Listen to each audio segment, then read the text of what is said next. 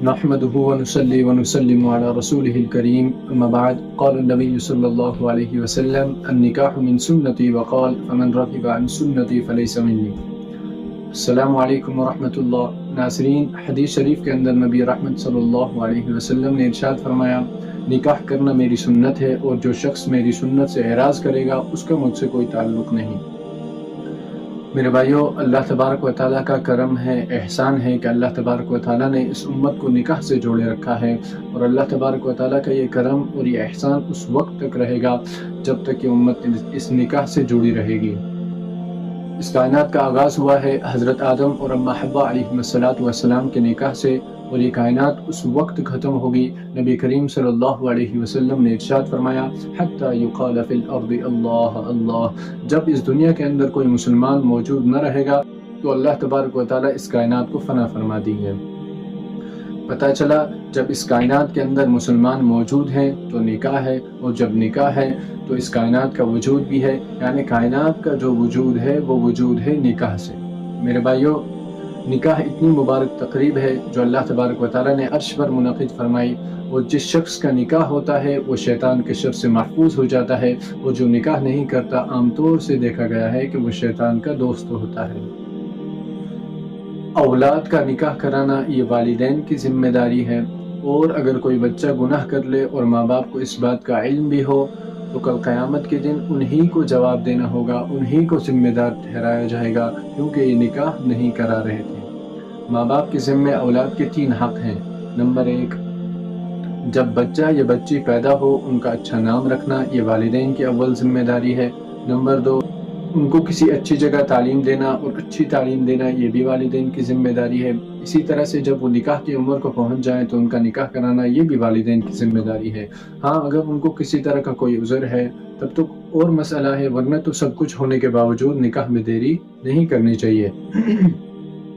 نبی کریم صلی اللہ علیہ وسلم نے ارشاد فرمایا 3 چیزوں میں آپ کبھی دیری نہ کریں۔ نمبر 1، جب نماز کا وقت ہو جائے تو پھر آپ دیر نہ کریں۔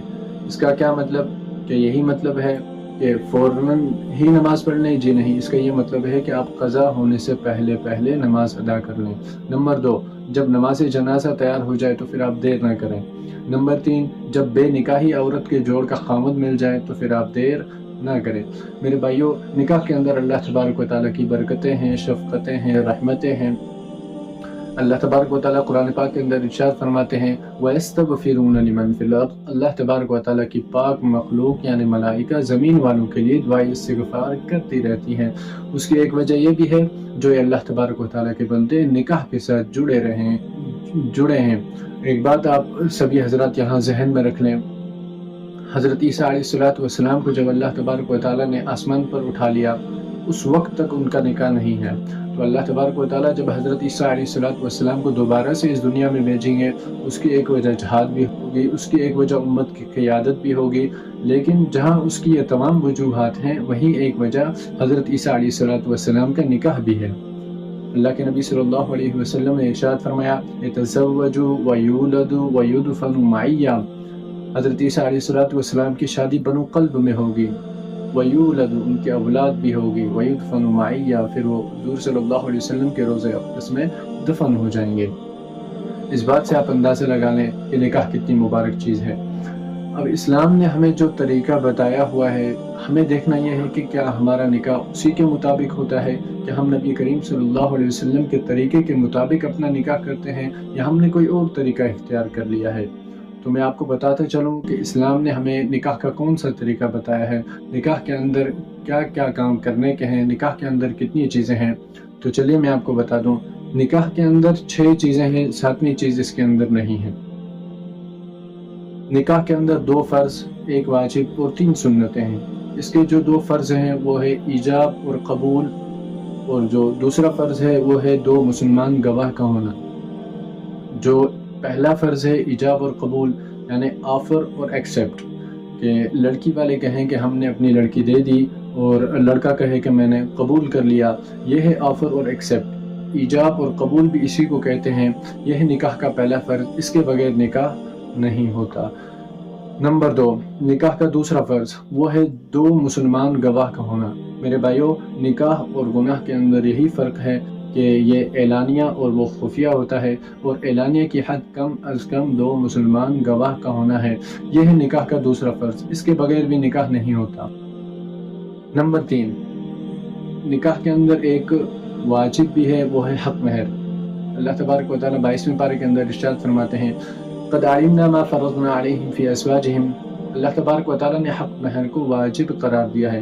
اب اس کی مقدار کتنی ہے؟ کیا امیروں کے لیے کچھ اور غریبوں کے لیے کچھ ہے؟ کیا کوئی 1000 روپے ادا کر دے تو مہر ہو جائے گا؟ اسی طرح سے اگر کوئی لاکھوں کی تعداد میں ادا کر رہا ہے، کیا وہ بھی مہر ہو جائے گا؟ اس کے لیے میں آپ کو مجموعی طور پہ ایک حدیث سنا دوں۔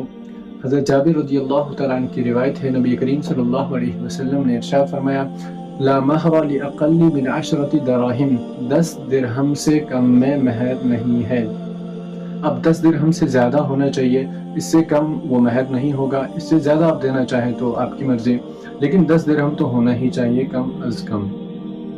میرے بھائیو، واجب اتنا ہے، خدا نہ خواستہ اگر کوئی شخص انتقال ہو جاتا ہے اور اس نے اب تک مہر ادا نہیں کیا تو قرآن پاک ہم سے کہتا ہے من بعد وصیۃ یوصی بہا او دین، کہ وراثت کے اندر سب سے پہلا حق نکال کر بیوی کو دیا جائے گا، اس کا حق مہر ادا کیا جائے گا۔ اس کے بعد والدین بھی اسی طرح سے اولاد کا حصہ، بہن بھائیوں کا حصہ ہے، وہ تو بعد کی بات ہے، لیکن سب سے پہلے قرآن پاک یہ کہتا ہے کہ ہمیں سب سے پہلے بیوی کا حق ادا کرنا ہے، اس کے بعد ان تمام کا حق ہے۔ اتنا واجب ہے۔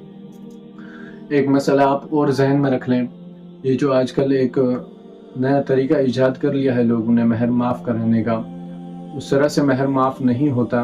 میں آپ کو بتا دوں کیا طریقہ اختیار کرتے ہیں۔ وہ یوں کہتے ہیں بیوی سے کہ میرا جو مہر ہے وہ معاف کر دو، معاف کر دو، معاف کر دو، اس طرح کی رٹ لگائے رکھتے ہیں۔ اس طرح سے مہر معاف نہیں ہوتا۔ کیوں؟ کیونکہ نہ بیوی کو پتا میرا حق کتنا، نہ شوہر نے اس کو کبھی دیا اور نہ ہی کبھی دینا ہے، اس طرح سے کیسے معاف ہوگا؟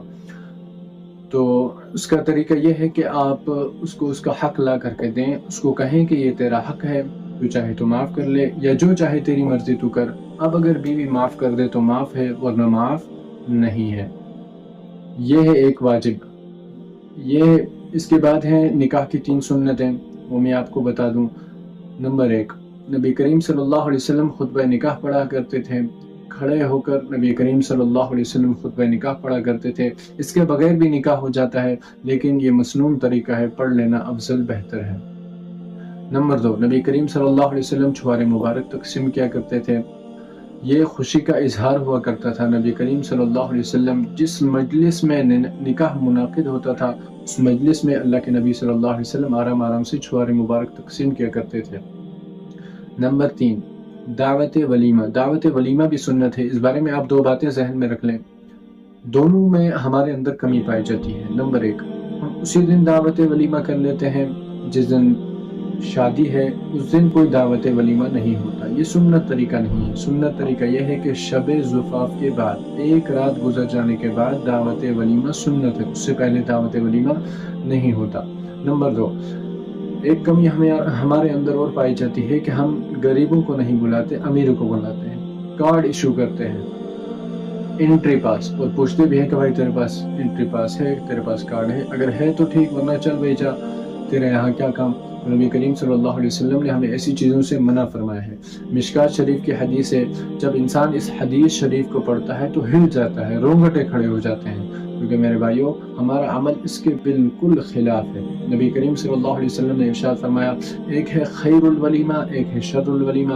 خیر الولیمہ یہ ہے کہ جس میں غریب بھی آ سکے، امیر بھی آ سکے، جس میں کسی طرح کی کوئی قید نہ ہو، اور شر الولیمہ یہ ہے کہ جس میں صرف امیر ہی امیر ہو، غریبوں کو نہ آنے دیا جائے، غریبوں کو روکا جائے۔ اور آج کل ہم سبھی جو ولیمے ہوتے ہیں، آج کل ہم سبھی حضرات شر الولیمے میں بیٹھے رہتے ہیں۔ میرے بھائیوں، ہمارے والدین کی شادیاں چل گئیں، اس کی ایک وجہ یہ بھی ہے کہ ان میں خیر الولیمہ ہوا کرتے تھے۔ راستے میں کوئی فقیر، کوئی مسافر، کوئی غریب چل رہا ہوتا تو وہ پکڑ کے لے آتے، آجا بھائی آجا، کھانا کھا لے، اس کو بگاتے نہیں تھے۔ اور آج کل کیا ہوتا ہے، اگر کوئی بیچارہ غلطی سے آ بھی گیا ہو تو اس کو بگا دیتے ہیں۔ تو اللہ تبارک و تعالی ہماری ان چیزوں سے حفاظت فرمائے، ہمیں ایسی چیزوں سے بچنے کی توفیق عطا فرمائے۔ آج کل کیا ہوتا ہے کہ بہت سارے رشتے جو ہیں چلتے نہیں ہیں۔ میری دعا ہے کہ اللہ تبارک و تعالی ہر ایک کا گھر بسائے، لیکن میرے بھائیوں ان کی ایک بہت بڑی وجہ یہ بھی ہے کہ ان کے اندر خیر الولیمہ نہیں بلکہ شر الولیمہ ہوتے ہیں۔ یہ 6 چیزیں ہیں نکاح کے اندر، 7ویں چیز اس کے اندر نہیں ہے۔ باقی جو مہندی رات ہے، اسی طرح سے جو دیگر رسمیں ہم ادا کرنا ضروری بلکہ فرض سمجھتے ہیں، وہ اسلامی طریقے نہیں ہیں، وہ تو ہندوانہ اور غیروں کے طریقے ہیں۔ اللہ تبارک و تعالی ہماری حفاظت فرمائے، اللہ تبارک و تعالی ہمیں ان سے بچنے کی توفیق عطا فرمائے، اور ہمیں نبی کریم صلی اللہ علیہ وسلم کے طریقے کے مطابق عمل کرنے کی توفیق عطا فرمائے۔ ربنا تقبل منا انك انت السميع العليم وما توفيقي الا بالله، والسلام علیکم ورحمۃ اللہ وبرکاتہ۔